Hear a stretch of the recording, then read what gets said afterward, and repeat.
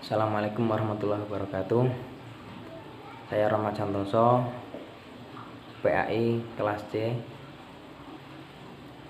Saya akan menjelaskan salah satu materi dari kelas 10 semester 1 Madrasah Aliyah, yaitu tentang berbakti kepada orang tua dan guru. Yang pertama, saya akan menjelaskan tentang berbakti kepada orang tua. Sebagaimana Quran surat Al-Isra ayat 23, A'udzubillahi minasyaitonirrajim. Bismillahirrahmanirrahim. Wa qadha rabbuka alla ta'budu illa iyyahu wa bil walidayni ihsana imma yablughanna 'indakal kibara ahaduhuma aw kilahuma fala taqul lahumu uffin wa la tanharhuma wa qul lahumu qawlan karima. Isi kandungan dari ayat ini yaitu yang pertama, kita dilarang menyembah selain Allah, dan yang kedua, kita harus berbakti kepada orang tua. Nah, di sini posisi berbakti kepada orang tua setelah larangan kita menyembah selain Allah, dan itu mengartikan bahwa berbakti kepada orang tua adalah hal yang sangat penting. Mengapa kita harus berbakti kepada orang tua? Karena sampai detik ini, sama saat ini, kita masih bisa berada dalam kehidupan yang saat ini karena atas berkat beliau. Dan orang tualah orang yang telah membesarkan anak dan tidak mengharapkan imbalan apapun dari apa yang telah mereka lakukan, dari banyaknya berkorban dan apapun itu, dan mereka tidak akan meminta imbalan ataupun mengungkit apa yang telah mereka korbankan kepada kita. Bagaimana cara kita berbakti kepada orang tua? Yang pertama yaitu dengan patuh dan taat. Kita selama diperintah dalam hal yang sesuai syariat, kita harus melakukan. Dan apabila ada perintah yang melanggar dari syariat, maka kita harus menolak, tetapi dengan cara yang baik. Kita tidak perlu mengolok-olok ataupun berkata kasar, tetapi kita harus berkata lembut dengan alasan apa kita tidak melakukan itu. Jadi kita tidak boleh berkata kasar. Terus berbuat baik, sebagaimana orang tua telah merawat kita dari kecil hingga saat ini, dan kita harus sering memikirkan hal itu. Kita hanya hal sepele, kita harus berbakti kepada orang tua, mungkin hal yang berat, tapi ketika kita sudah melakukan, itu akan menjadi kebiasaan yang baik. Dan di sini sangat diperintahkan kita harus berbaik kepada kedua orang tua, menyenangkan orang tua. Tidak perlu memberi materi ataupun apa, tetapi dengan cara kita melakukan apa yang diperintahkan sesuai dengan syariat, maka kita harus melakukan. Dan dengan hal itu sering membuat orang tua lebih senang daripada kita memberi materi yang tidak diharapkan mereka.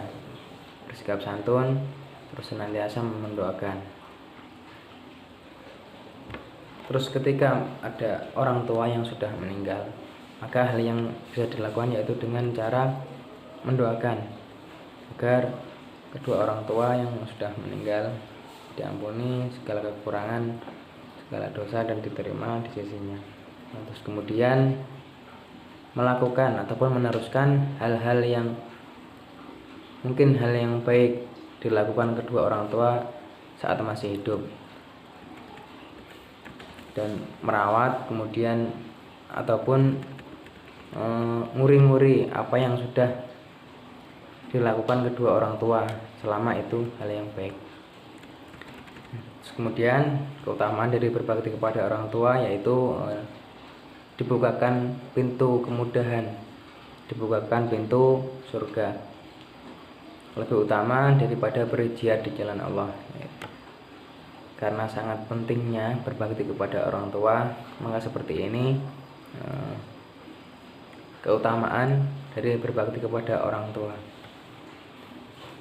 Dimudahkan segala jalan untuk rezeki, segala urusan yang baik di dunia maupun di akhirat.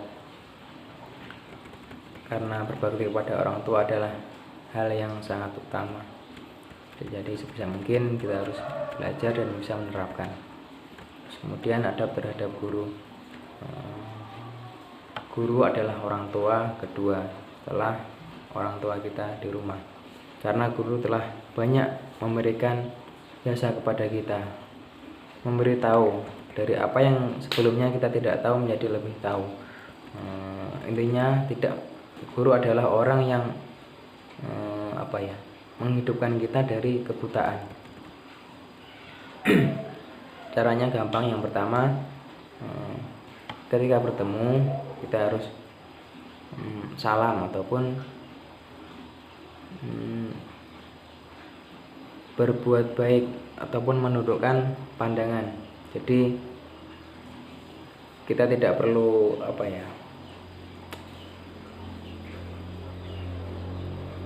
Terus kemudian yang kedua, husnudzon apapun yang dilakukan guru. Seringkali guru mungkin berbuat kurang tepat dengan apa yang kita harapkan, tapi kita harus selalu berpikiran baik.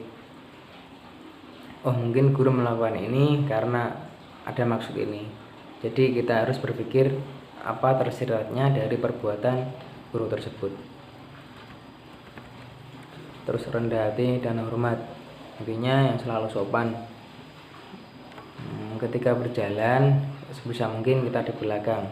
Kalau ada kepentingan tertentu kita bisa mendahului, tetapi dengan cara kita menyapa dan dengan perkataan baik. Menaati semua yang diperintahkan selama itu baik, ikhlas dalam menerima teguran. Guru tidak akan memarahi murid apabila murid salah. Jadi ketika ada pembenaran dari seorang guru, ketika kita tidak bisa menerima, lebih baik kita diam. Terus kemudian kita renungkan, ketika guru memberikan ini, berkata ini kepada saya, berarti saya masih salah. Itu yang harus sering kita lakukan. Ketika tidak bisa menerima, sebaiknya kita diam, kita renungkan. Kemudian setelah itu kita akan dapat mengambil hikmah dari apa yang telah dilakukan Bapak Ibu guru.